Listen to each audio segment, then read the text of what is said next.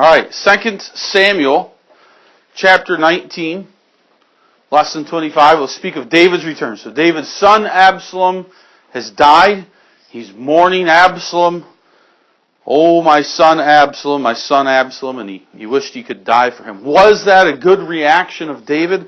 We'll discuss that. 2 Samuel chapter 19 gets into that here at the beginning. So let's follow along there, please. And it was told Joab, Behold, the king weepeth and mourneth for Absalom. And the victory that day was turned into mourning unto all the people. For the people heard say that day how the king was grieved for his son. And the people gat them by stealth that day into the city, as people being ashamed steal away when they flee in battle. But the king covered his face, and the king cried with a loud voice, O my son Absalom, O Absalom, my son, my son. And Joab came into the house to the king and said, Thou hast shamed this day the faces of all thy servants, which this day have saved thy life, and the lives of thy sons and of thy daughters, and the lives of thy wives, and the lives of thy concubines, and that thou lovest thine enemies, and hatest thy friends. For thou hast declared this day that thou regardest neither princes nor servants. For this day I perceive that if Absalom had lived, and all we had died this day, then it had pleased thee well. Now therefore arise, go forth, and speak comfortably unto thy servants. For I swear by the Lord, if thou go not forth, there will not tarry one with thee this night, and that will be worse unto thee than all the evil that befell thee from thy youth until now. Then the king arose, and sat in the gate. And they told unto all the people, saying, Behold, the king doth sit in the gate. And all the people came before the king, for Israel had fled, every man to his tent. So again, it is not wrong to grieve for someone who is dead. But the problem for David was he didn't think about how it was affecting everyone else. He has a kingdom to run. He has a Lord to serve. He has a lot of responsibilities. If I were to lose a close family member, maybe one of my parents died, well, yes, I would be sad, maybe even devastated. But does that mean I go hole myself up in a room for days and days and mourn and cry and do nothing? Ignore my family, ignore my wife, ignore my responsibilities here. Just leave it all go and don't do anything. No, that would be irresponsible. Yes, I need to mourn. And yes, I might need some time away from school or whatever it may be. But the fact is, not only is David elongating and mourning and being so overcome that he doesn't even give a thought to his people, but this was an enemy of his. Yes, it was his son, but it was also an enemy who tried to kill him, to take over. So it's even a little bit different from that sense. Here were men who had gone out to battle, who were willing to risk their lives for David. And what was his thanks? Well, Joab says it perfectly. David!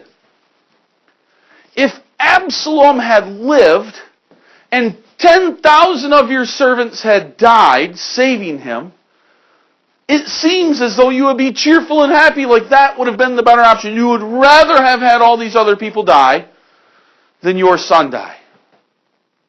Shame on you, David. These are God's people. Yes, that was your son, but he's godless. He didn't love the Lord, and he was trying to kill you and destroy everything else. And these men stuck by your side. And now you want to sit there and mourn and mourn and mourn about Absalom. You know what these men and women are thinking, David? They're thinking that you don't want to be their king. You would rather see all of them dead than alive. Shame on you. Well, if we go back to 2 Samuel chapter 12, verse 10, we see why this is coming on David. 2 Samuel chapter 12, verse 10. This is after David's sin with Bathsheba and after he's been told the parable. And then Nathan says, Now therefore the sword shall never depart from thine house. David's punishment will be that his family will have troubles. Death will be frequent. Already his son, firstborn son to him in Bathsheba, died. Now his son Absalom has died. And probably his grandsons with that. Some of Absalom's sons. So of course David is sorrowful. But he's selfish. He's absorbed in his own grief. He doesn't do anything. And Joab, wisely here, can't stand it any longer, and he goes in with sharp words for David, and he says those sharp words.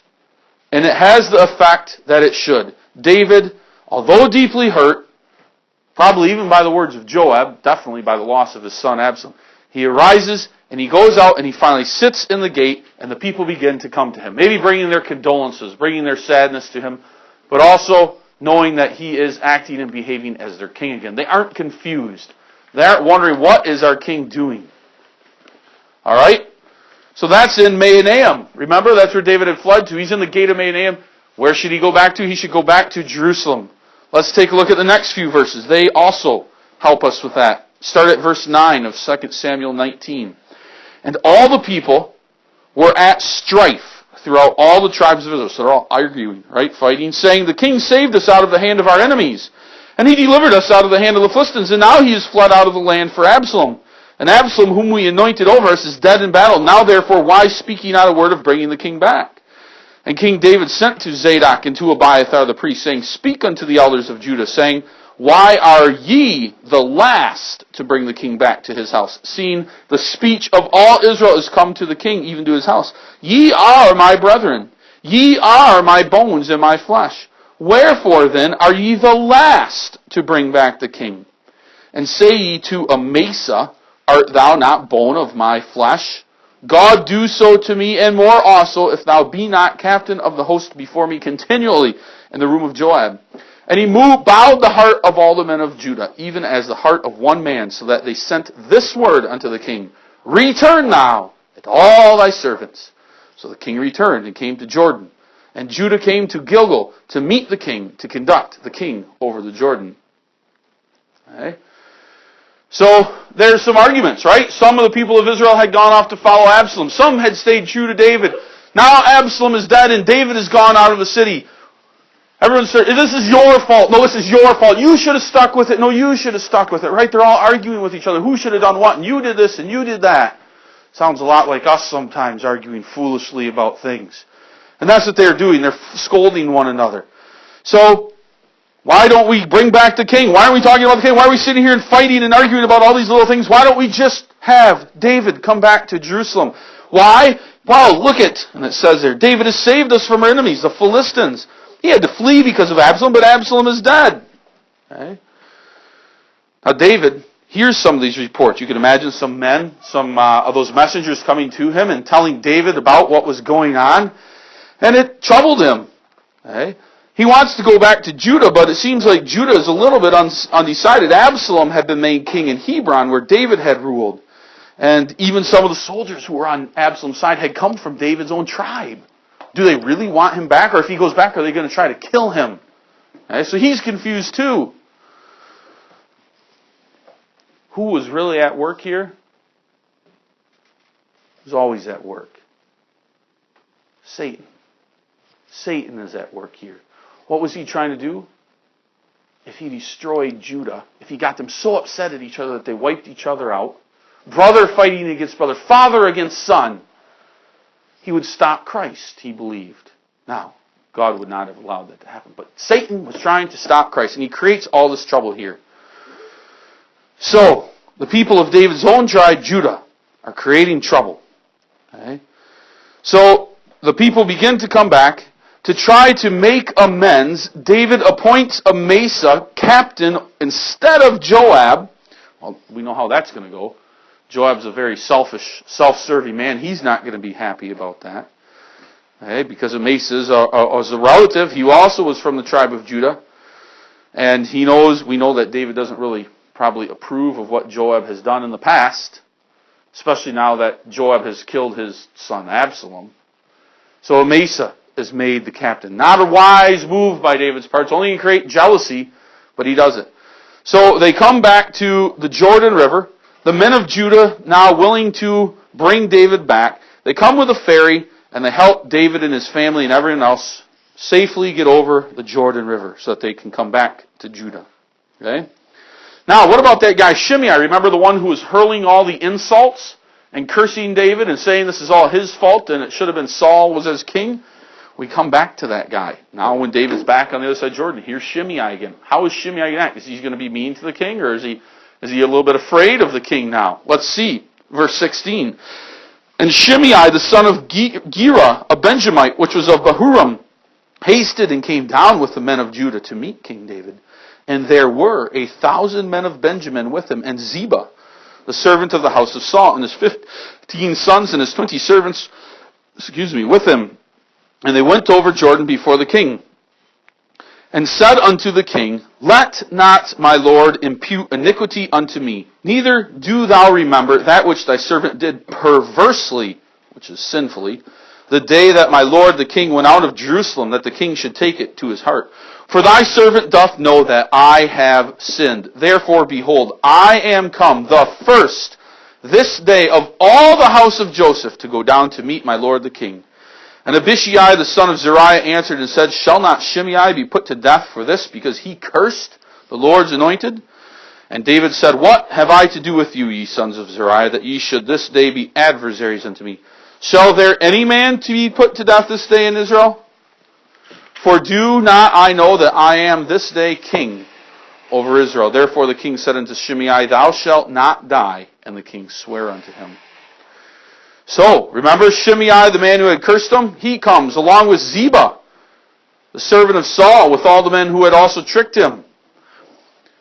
Shimei comes to David and he asks, what a beautiful example, for forgiveness.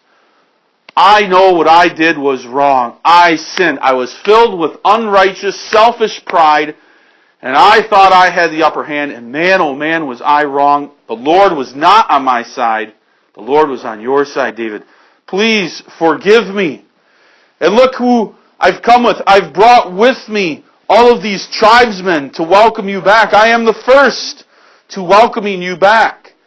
Please forgive me. Because he knows he's worthy of death. What he did, cursing the king, that is worthy of death.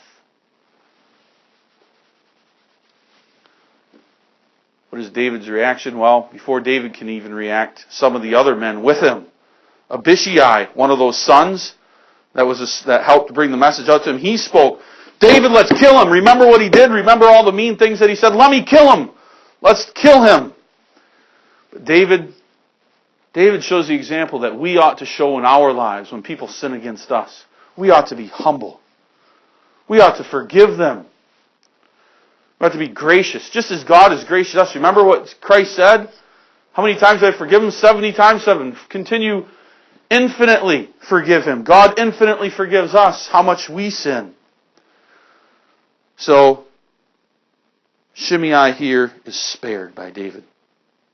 Now, what's interesting is, if you quit turning your Bibles to 1 Kings chapter 2. Just quick turn there. 1 Kings chapter 2. We meet Shimei again and we see something. We don't know exactly why, but there must have been more trouble created by Shimei, because in chapter 2, 1 Kings chapter 2, verse 8, it says, And behold, thou hast with thee Shimei, the son of Gera, a Benjamite of Bahurim, which cursed me with a grievous curse in the day which I went to Mahanaim. But he came down to meet me at the Jordan, and I swear to him by the Lord, saying, I will not put thee to death with the sword. So I forgave him. Now therefore hold him not guiltless, for thou art a wise man, and knowest what thou oughtest to do with him. But his whorehead bring down thou to the grave with blood. So for whatever reason, he's put to death here. Okay? For whatever reason, he has to be put to death. David commanded Solomon to do it. So Shimei must have continued in some sin or done something wrong that deserved that. But anyways, that was something that Solomon will eventually do. But at this point in time, we ought to learn from Shimei the humbleness and meekness to come back to ask someone for forgiveness. And we ought to learn from the graciousness and goodness of David how we ought to forgive others. All right. Well, what about Mephibosheth? Remember Ziba, Mephibosheth? That's in verse 24. We see what happens. What did Mephibosheth do while David was gone? Verse 24. And Mephibosheth, the son of Saul, came down to meet the king, and had neither dressed his feet, nor trimmed his beard, nor washed his clothes. So he's dirty, he's filthy. From the day the king departed until the day he came again in peace.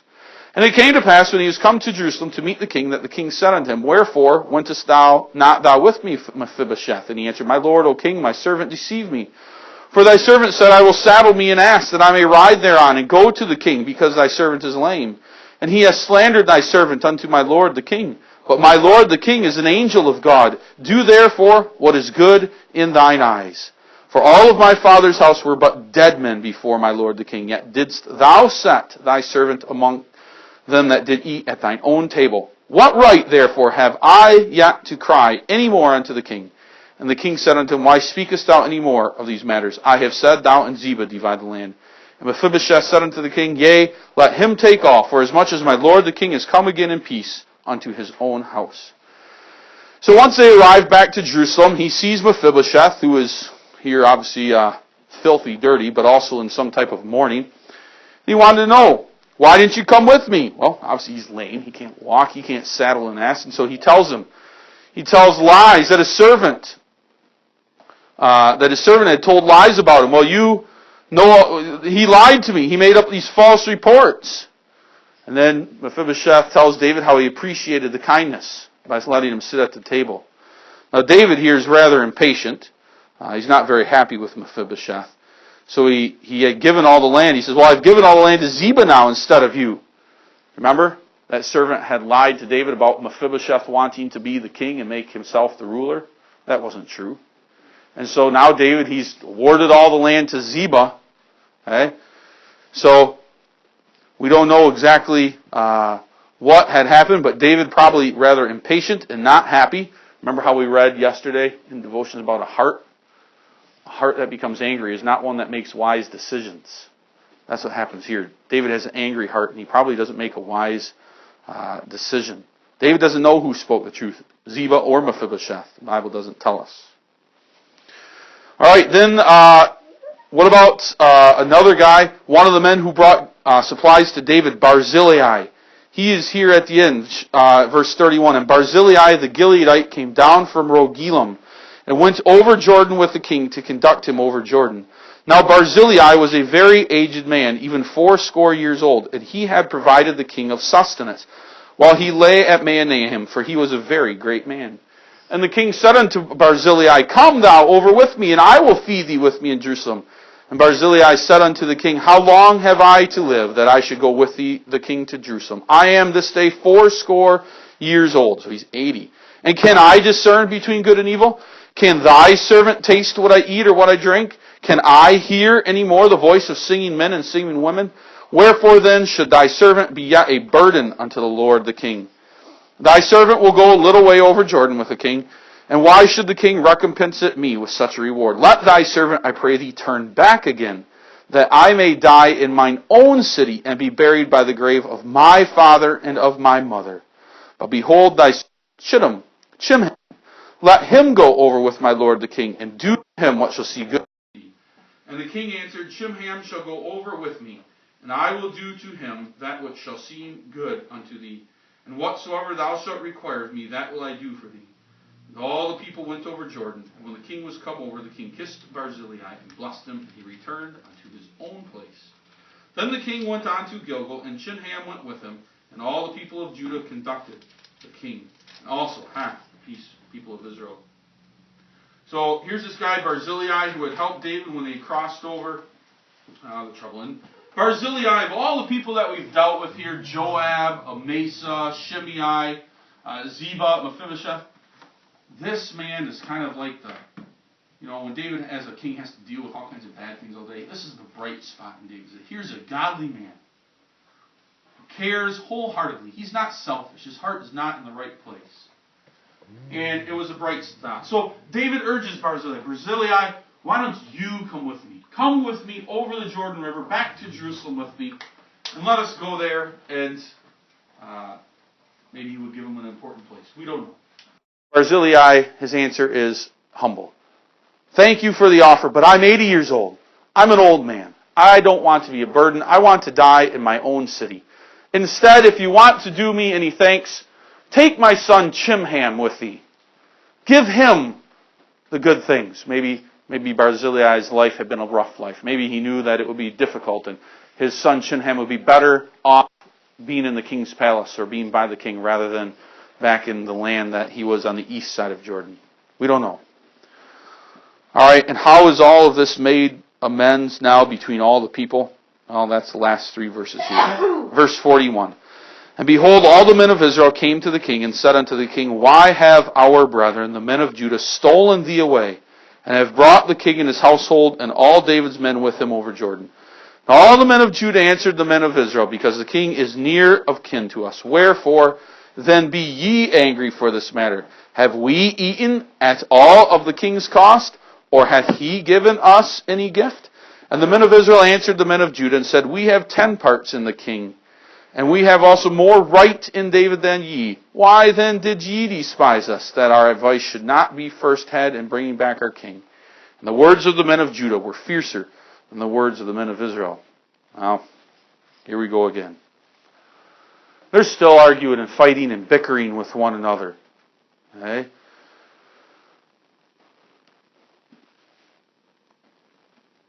David's tribe, at least the men from his tribe, met him there at Gilgal.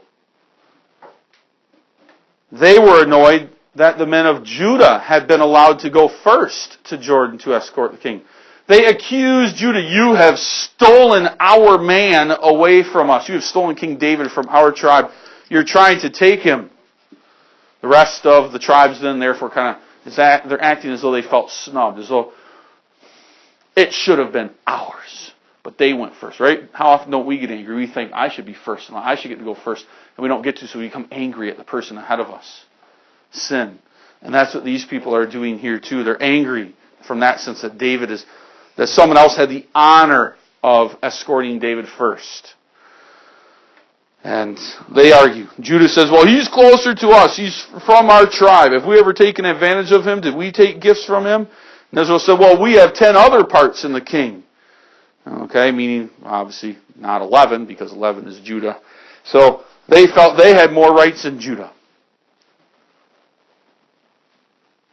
Unfortunately, we see this is beginning to sow the seeds of discourse between these tribes that eventually will flare up one day after the death of Solomon when the tribes begin to split. There's a hatred between the 10 tribes and Judah, and it will make an issue. But Judah is that tribe from which God has promised to bring his son, eventually, Jesus, one day. So, unfortunately, we see that. And that ought to be a good reminder of us that we ought not to have petty arguments amongst one another here. Don't get into foolish arguments. It doesn't help. It doesn't make anything better. And we especially ought not to have petty arguments with our brothers and sisters and parents at home. That just makes life miserable too. And we pray that it doesn't lead to a destruction of a family or good friendships, like what will happen here. So we can remember that. Don't make, as we said the other day, a mountain out of a molehill. It's a small thing. If you need help settling it, that's what parents are for, that's what teachers are for. We're here to help you navigate those difficult waters. But what we ought not to do is become so upset at one another that we're no longer friends, but we destroy our relationships. So that's hopefully one thing of the many things that we can take from